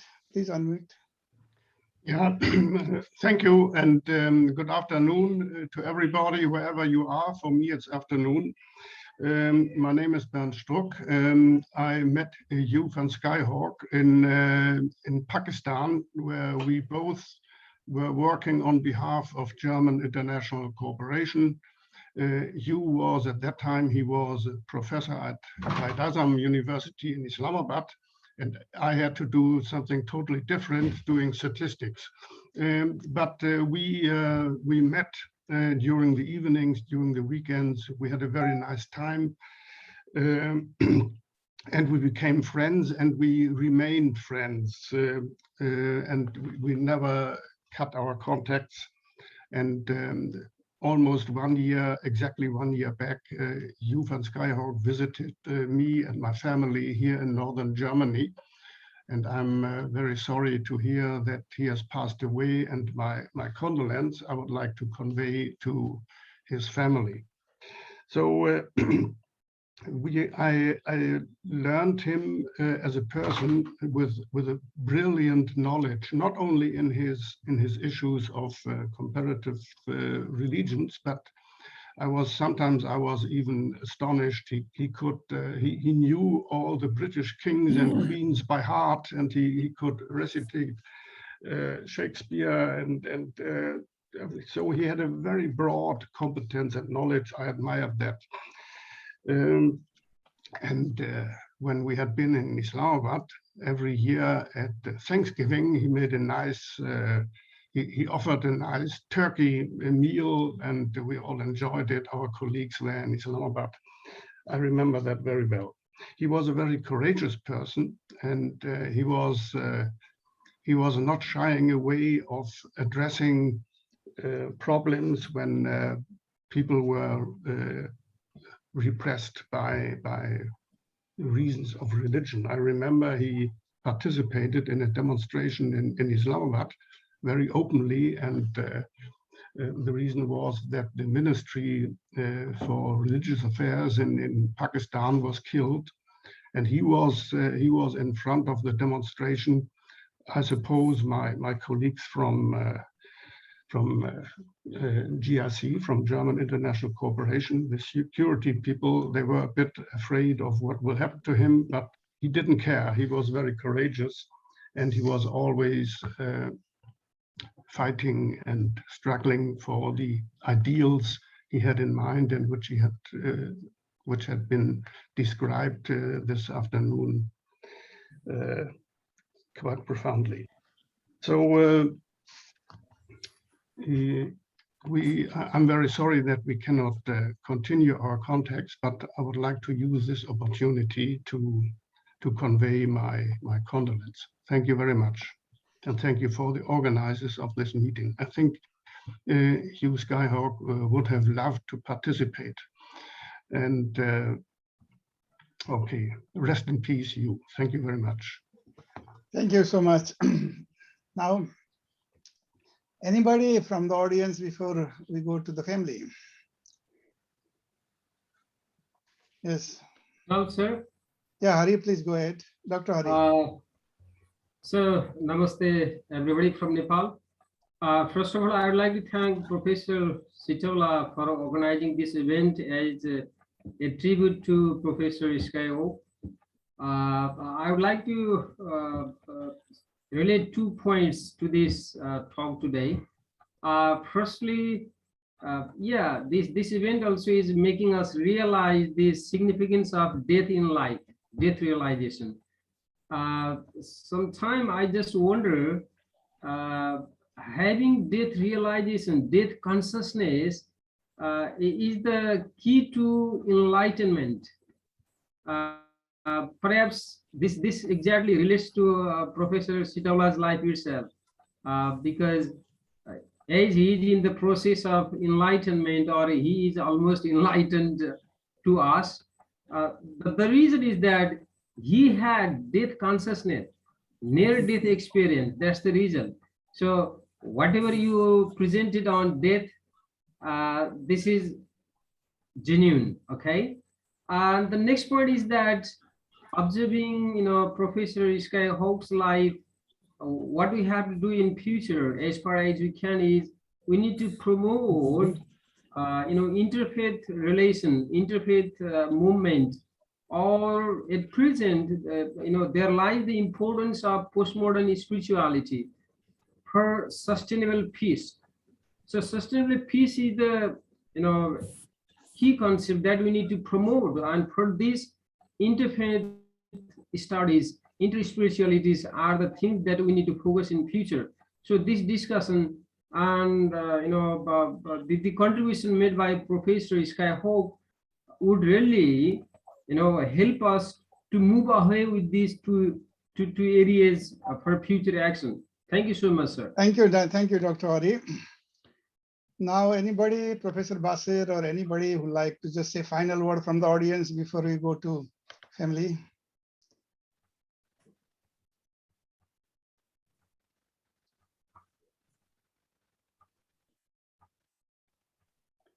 You are muted, Professor Basir.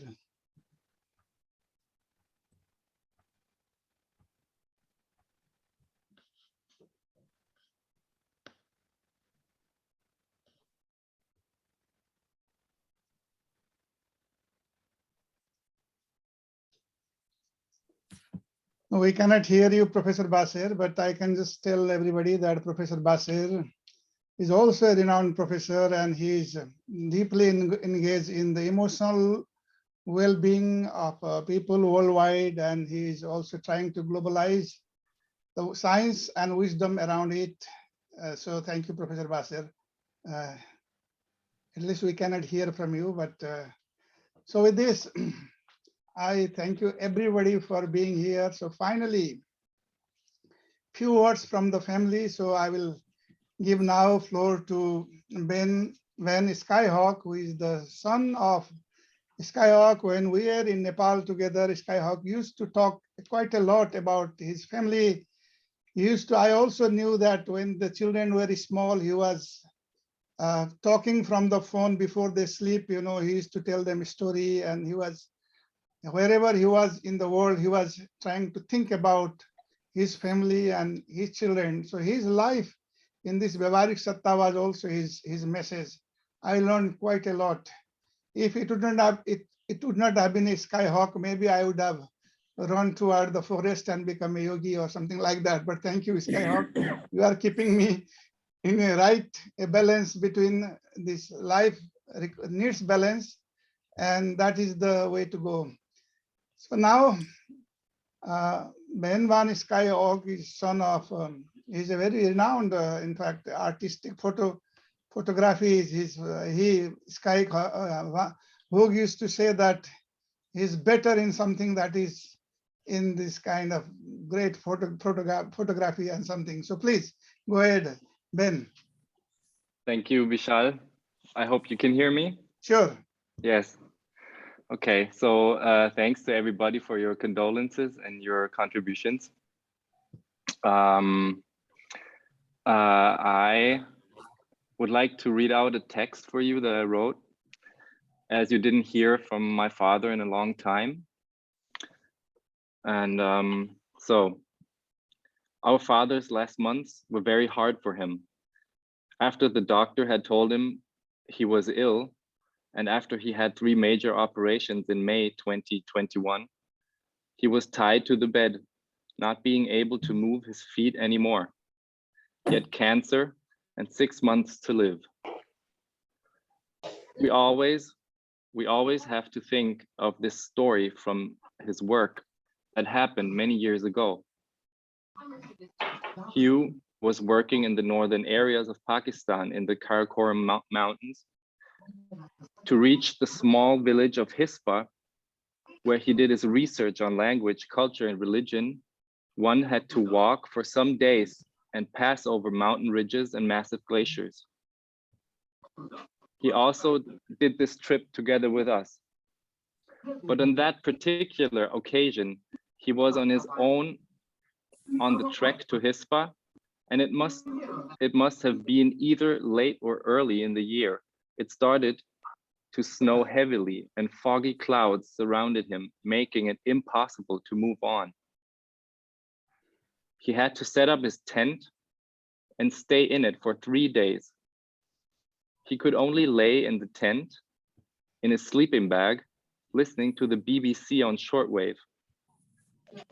Every once in a while, he had to get out of the sleeping bag, out of the tent, to push away the snow, not to be buried by the cold masses. At night, the temperatures dropped down to minus 35 degrees Celsius. He kept his sleeping bag very closed, tight. There was only a small hole above his forehead, but through that little hole came the cold air and literally cut his skin like a knife. After 3 days, the snowfalls and the fog finally disappeared, and for the first time in days, he could see blue skies and sunlit golden mountains around him. Once again, he had survived. When we now think about Hugh's last months, we have to think of this snowstorm that he was in many years ago. But this time he was lying in bed for 8 months, still listening to the news and thinking his thoughts. It was just very shortly before he died that the fog and the snow around him had disappeared. That last day, he called me up to bring his laptop because he wanted to write to all of you, to say goodbye for good. By the time I was able to come to the hospice, it was already too late. He had died during the night. We are very sure that his soul immediately flew back to the Karakoram Mountains, where his heart had been all these years. So thanks to everyone, and it means a lot to us. Thanks for all the contributions and condolences again, and thanks to Bishal for making this possible. And let's keep the memories of Hugh van Skyhawk in our hearts. Thank you. Thank you, Ben. Thank you so much. Anybody from the family want to? I think from the family, that would be it. That would be me. So, thank you, Ben. Of course, the essence never died, we have said. So, we are now almost closing this one. There is Asad Durrani. Could you go ahead quickly? Dr. Durrani. Yes, of course. Initially I thought that maybe I had nothing to say, but listening to this conversation, it reminded me of very many useful interactions with the professor. We had known each other for a very long time when I was a master in Germany. And later on, he visited this place so often. We got together. I always got very impressed because he passionately believed that, well, we have to work for peace. We have to achieve these objectives. And I usually said, well, this is the real word in which peace is elusive. It depends on so many other things. We can certainly desire for it. We can dream of it, but not likely. Well, this discussion, of course, went on for very long. But let me tell you that once this relationship did result in something which was very substantial. For me, it was actually something that changed many ways in which I used to think. I just mentioned casually to him that, look, once upon a time, I was asked to carry out a little research or a little study of the madrasas in Pakistan. And 1, 2, 3, these were the results. And I had to present them at Stiftung in Germany. And he said, well, you are just the person I'm looking for. Because one of my students, I think Ali is the name, Sultan Ali, from up there in the north. And he has written a research work on madrasas. And would you please write the foreword? Now, I actually was challenged to do it. I had no expertise. I really did not believe how to tackle it. But once after I read the script of the, professor's student, I thought I could contribute something.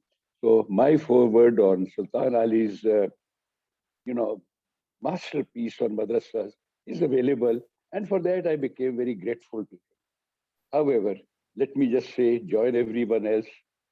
I was just wondering why my communication with him was not being responded for quite some time, till I heard the best news.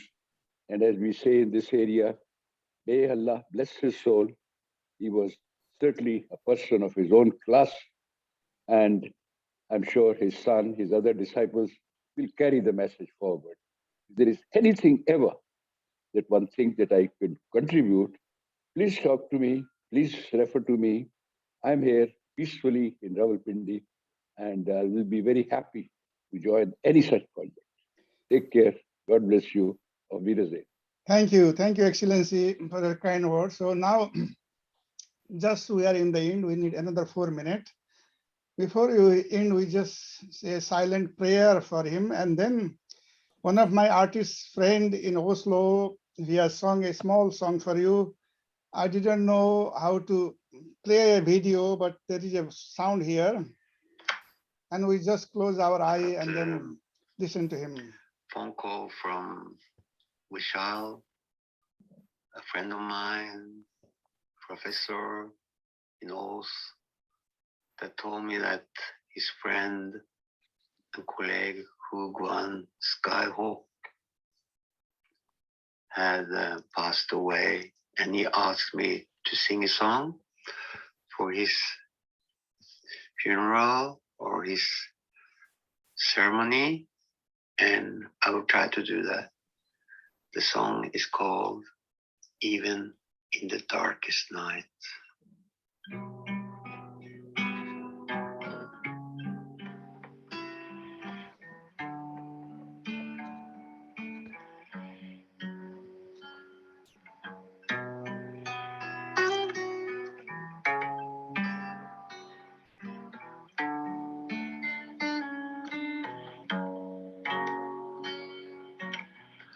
Our daily life goes on and on, pain and joy, rain and sun. We keep on searching for the one. But many times we feel lost and gone, but you, my love, you are always there.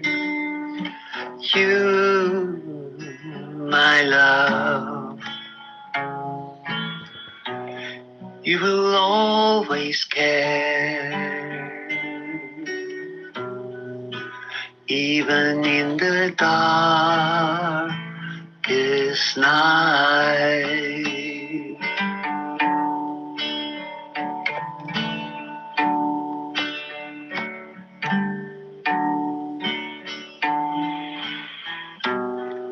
Good and bad, night and days. Hopes are crushed and dreams are made. Young we will let all days come. When darkness blind us, light become, because you, my love, you are always there. You, my love, you will always care. Even in the darkest night.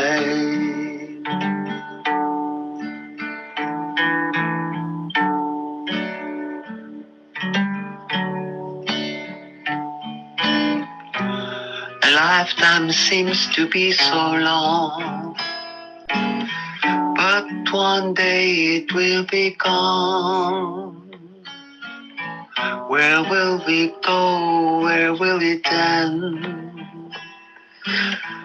Please guide us through to the promised land, because you, my love, you are always there. You, my love,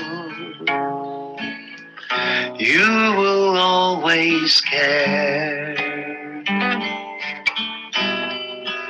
Even in the darkest night,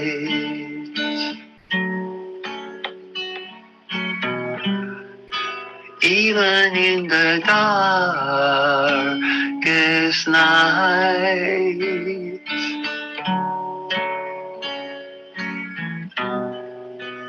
even in the darkest night.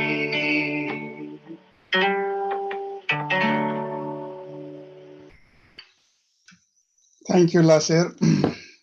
With this, we conclude, and I thank you very much, everybody, for being in this Professor Skyhawk Memorial Get-Together.